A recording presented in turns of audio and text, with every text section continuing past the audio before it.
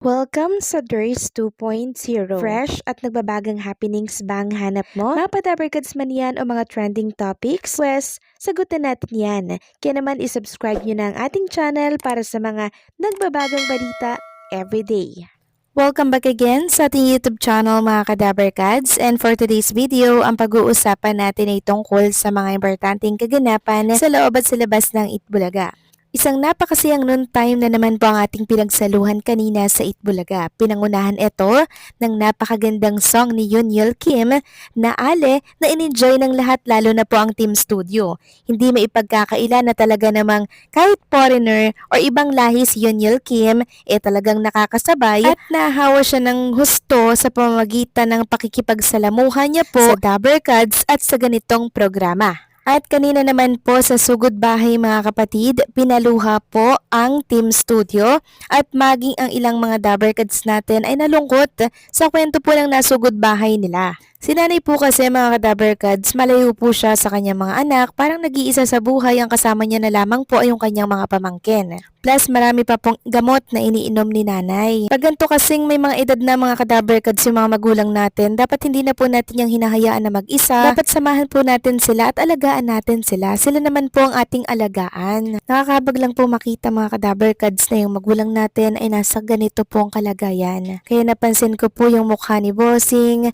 na mga Bulaga host, sobrang sad po ng mukha nila. Si Bossing nakatungo na lang, tapos si Jose Manalo, ganoon din po ang nararamdaman mga kadabarkads.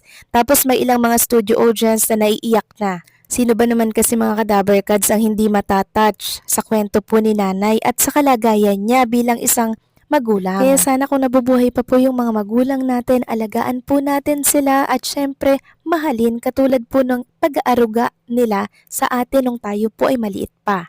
Kaya malaking tulong na din po talaga mga kadabarkads itong papremyo na ibinibigay po ng Itbulaga para po may pambili si nanay ng kanya mga maintenance na iniinom po na gamot. Samantalang silipin naman natin mga kadabarkads ang updated po na ratings ng mga noontime show. Sabi nga dito sa ating nabasa, sa afternoon slot ay hindi pa ganon ka-impressive daw po ang ratings ng It's Showtime, na hirap pa ring sumampa sa 5%. Noong Martes ay naka 4.5% ang It's Showtime at ang Itbulaga ay 3.3%. So kahit na nasa malaking network po ang It's Showtime mga kadabarkads, hirap na hirap pa din talaga sila na makakuha po ng malaking viewers, unlike po ng Itbulaga ang nasa GMA network. Samantalang next topic naman tayo, pag-usapan natin mga kadabarkads ang tungkol naman dito sa pamimigay po ng damit ng ina ni Raisa May. At alam nyo ba mga kadabarkads, pinapatas niya na po at nilalagay niya po ito sa plastic ng JNT at sinasamahan niya po ng 150 pesos. Ramdam lang naman yun mga kadabarkads, pwedeng may makakuha nun, pwedeng wala kayong makuha sa mga plastic ninyo kasi random lang naman yun mga kadabarkads. Sabi nga dito, ipadala na natin to, PM nyo na ang address at contact details ninyo. So meron po akong nakita na mga nagko-comment dito mga kadabarkads sa mga details nila, tapos yung mga number po nila. Naku mga kadabarkads, ingatan nyo po yung mga personal information nyo po. Pag sinabing PM, personal message, mismong sa page nyo po i-message, hindi po sa comment section na kung saan makikita po ng taong bayan. Plus, magagamit pa to mga kadabarkads ng mga scammer. Kaya maging maingat mga kadabarkads at maging matalino. Samantalang kinaliwan naman po ng dabarkads natin itong trinay ni Raisa May at ng mami niya na viral po na pagkain. Ito yung cream cheese plus bell pepper ilalagay dyan. Tapos may taki. So ipag-mix nyo yun mga kadabarkads. Parang gagawin yung ice cream. Yung cream cheese ilalagay nyo po sa bell pepper. Tapos lalagyan po ng taki. Sobrang sarap nito mga kadabarkads. Kaya kung ako sa inyo, itry nyo na po itong viral na trinay ni Raisa May kasi sobrang sarap na sarap po siya mga kadabarkads. Samantalang good news naman para po kay Jerome Ibardome mga kadabarkads, makinig po kayong lahat. So, ang ticket po for February 14 ay naka-out na. Available na po ito mga kadabarkads. Kaya kung ako sa inyo, i-PM nyo na po si Ma'am Christina Ignacio. Sabi nga dito, tickets for February 14 concert are now available. PM me for details.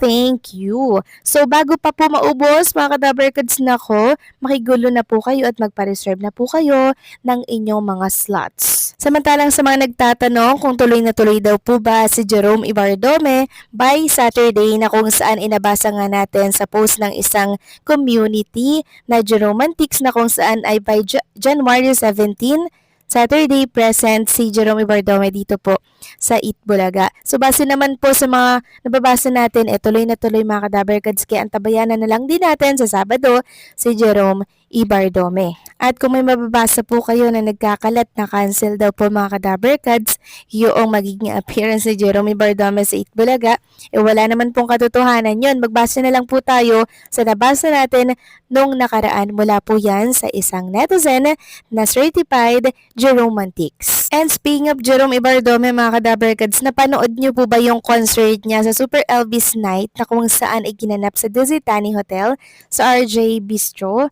Nako, napakahusay po doon ni Jerome Ibardome mga ka-Dabarkads. Talagang bigay todo siya doon. At alam nyo, may umuwi din po na Dabarkads mula po sa ibang bansa para lang mapanood ang isang Jerome Ibardome. Ganyan po kalakas at ganyan po katindi ang karisma ni Jerome Ibardome or clones po ni Elvis Presley mga ka-Dabarkads. Huwag kayong mag-alala dahil makakasama na natin siya sa Itbulaga by Saturday. Samantalang next topic naman tayo, pag-usapan natin mga ka-Dabarkads ang tungkol naman dito sa isang write-up sa nabasa natin. Sabi dito, pukaw atensyon agad ang mga bagong pasabog na Kapatid Network dahil balanse ang kanilang mga content. May drama, may action, may fantasy, may reality, may talk, may variety at marami pang iba. Inaabangan na ito ng mga taga-subaybay at manonood sa buong bansa at maging sa ibayong dagat. Naging mainit din ang pagtanggap dito ng mga advertisers. Sa katunayan, may mga ad spot placement na agad ang mga ito.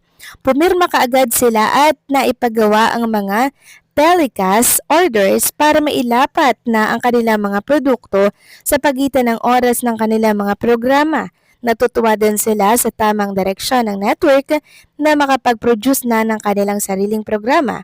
Dagdag pa ng pagkakaroon ng sariling talent management agency.